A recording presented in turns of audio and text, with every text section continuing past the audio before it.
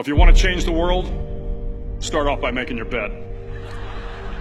If you make your bed every morning, you will have accomplished the first task of the day. It will give you a small sense of pride, and it will encourage you to do another task, and another, and another. And by the end of the day, that one task completed will have turned into many tasks completed.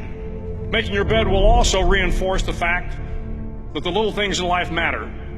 If you can't do the little things right, you'll never be able to do the big things right. And if by chance you have a miserable day, you will come home to a bed that is made, that you made. And a made bed gives you encouragement that tomorrow will be better. To pass SEAL training, there are a series of long swims that must be completed. One is the night swim. Before the swim, the instructors joyfully brief the students on all the species of sharks that inhabit the waters off San Clemente. They assure you, however, that no student has ever been eaten by a shark, at least not that they can remember. But you are also taught that if a shark begins to circle your position, stand your ground. Do not swim away. Do not act afraid. And if the shark, hungry for a midnight snack, darts towards you, then summons up all your strength and punch him in the snout, and he will turn and swim away.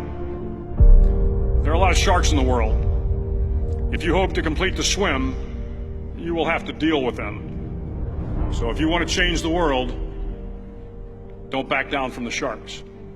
Over a few weeks of difficult training, my SEAL class, which started with 150 men, was down to just 42. There were now 6 boat crews of 7 men each. I was in the boat with the tall guys, but the best boat crew we had was made up of the little guys, the Munchkin crew, we called them. No one was over 5'5". The Munchkin boat crew had 1 American Indian, 1 African American, 1 Polish American, 1 Greek American, 1 Italian American, and 2 tough kids from the Midwest.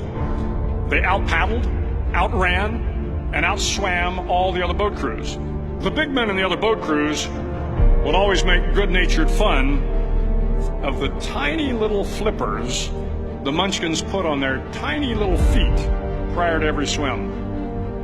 But somehow these little guys from every corner of the nation and the world always had the last laugh, swimming faster than everyone and reaching the shore long before the rest of us. SEAL training was a great equalizer. Nothing mattered but your will to succeed, not your color, not your ethnic background, not your education, not your social status. If you want to change the world, measure a person by the size of their heart, not by the size of their flippers. The 9th week of training is referred to as Hell Week.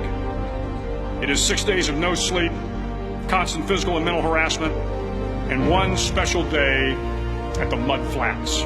The Mud Flats are an area between San Diego and Tijuana where the water runs off and creates the Tijuana Sloughs, a swampy patch of terrain where the mud will engulf you. It is on Wednesday of Hell Week that you paddle down to the mud flats and spend the next 15 hours trying to survive the freezing cold, the howling wind, and the incessant pressure to quit from the instructors. As the sun began to set that Wednesday evening, my training class, having committed some egregious infraction to rules, was ordered into the mud. The mud consumed each man till there was nothing visible but our heads. The instructors told us we could leave the mud if only 5 men would quit. Only 5 men, just 5 men, and we could get out of the oppressive cold. Looking around the mud flat, it was apparent that some students were about to give up. It was still over 8 hours till the sun came up. 8 more hours of bone-chilling cold. The chattering teeth and the shivering moans of the trainees were so loud, it was hard to hear anything. And then one voice began to echo through the night. One voice raised in song. The song was terribly out of tune, but sung with great enthusiasm. One voice became 2, and 2 became 3, and before long, everyone in the class was singing. The instructors threatened us with more time in the mud if we kept up the singing, but the singing persisted, and somehow the mud seemed a little warmer, and the wind a little tamer, and the dawn not so far away. If I have learned anything in my time traveling the world, it is the power of hope. The power of one person, a Washington, a Lincoln, King, Mandela, and even a young girl from Pakistan, Malala. One person can change the world by giving people hope. So if you want to change the world, start each day with a task completed. Find someone to help you through life. Respect everyone. Know that life is not fair and that you will fail often. But if you take some risks, step up when the times are the toughest, face down the bullies, lift up the downtrodden, and never ever give up. If you do these things, the next generation and the generations that follow will live in a world far better than the one we have today. And what started here will indeed have changed the world for the better.